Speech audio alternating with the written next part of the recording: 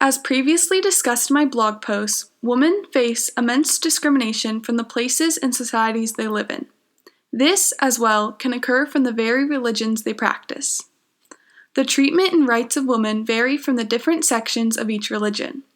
Just like other religions, Judaism has many practicing levels ranging from Reformed to Orthodox. I, myself, being Jewish, have experienced and observed the various beliefs throughout Judaism in America. Reformed synagogues allow women to read from the Torah, wear prayer shawls, and become rabbis. It holds men and women equal in both spiritual levels and human levels. Everyone is equal. Women are not excluded if they do not marry within the Jewish faith, nor is their family or non-Jews. As well as, women are not required to start a family. The Orthodox belief is that a woman's main duty is to fulfill their tasks as wives and as mothers, which limits their abilities to pursue a higher education. They are largely respected for having such a strenuous job and are recognized at having the importance of spiritual influence over the family. Since the mother is the one who mostly cares for the children when the father is carrying out any positive mitzvot, good deeds, they are the ones who are modeling and teaching Judaism to the children. Moving along to clothing attire. Orthodox Jewish women are required to cover everything besides their face and hands.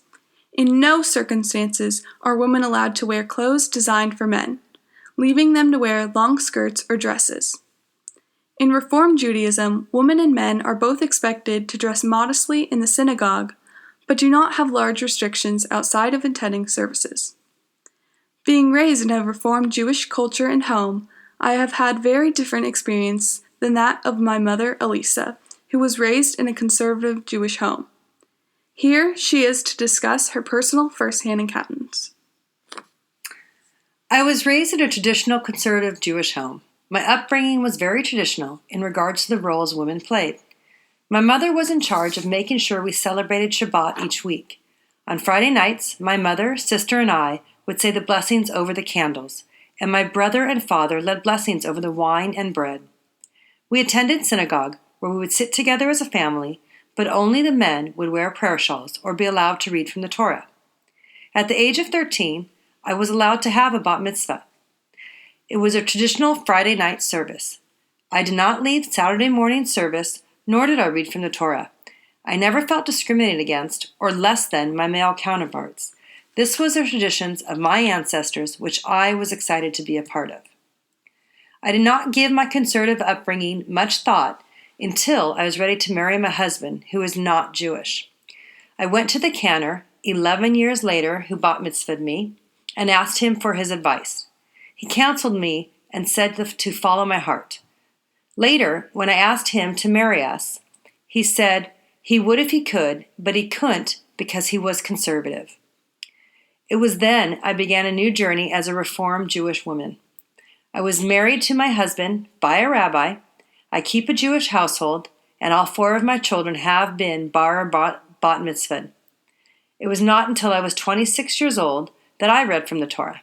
It was at a woman's service. While I tend to be more conservative in my religious views, I am proud of the way both conservative and Reformed Jews have now welcomed changes in the role women play in the synagogue. Women are called to read from the Torah, lead services, interpret the Torah, and are rabbis and cantors. Thank you for that valuable insight. I, as well, have interacted with women of the Orthodox Jewish faith and have observed how they feel as women. Up until a certain age, I went to a Hebrew school led by a friend of my mother's. The teacher was very Orthodox and taught us the Orthodox beliefs alongside her children. In order to attend, we had to wear proper outfits, although we did not dress as conservative as they did. Never did her daughters ever express any feelings of prejudice, and they loved practicing the Orthodox Jewish faith. I learned by directly talking to the girls that they did not feel any unjust because while their duties may be different, they are just as important. But this can change when observing Orthodox Jewish beliefs in other countries besides America. One of the major controversies is women at the Western Wall. The Western Wall, located in Israel, is considered one of the holiest places for a Jew to pray. The prayer rules there are set by an Orthodox government rabbi. Due to this, women had to pray separately from men, could not pray out loud, wrap themselves in prayer shawls, or use a Torah scroll. They are in a sense discriminated against and not allowed to have an equal spiritual experience as the males. If these rules were broken, there were violent consequences. Women of the Jewish faith did not let this go by.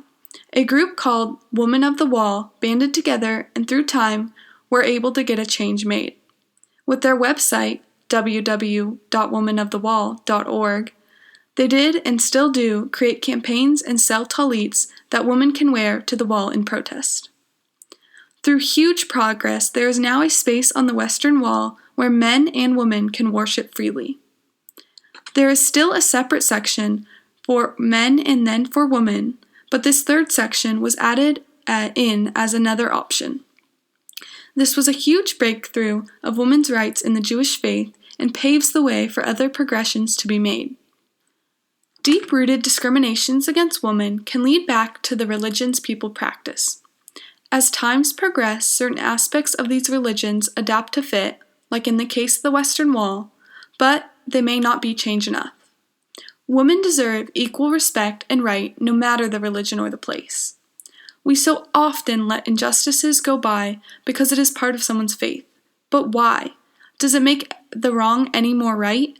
Does it give comfort to the victim that a whole religion can discriminate against them with no consequences? We need to take action like the Woman of the Wall and eliminate the misconception that religion is an excuse to hold a prejudice. Thank you for listening, and please check out my various blog posts relating to the women's rights around the world.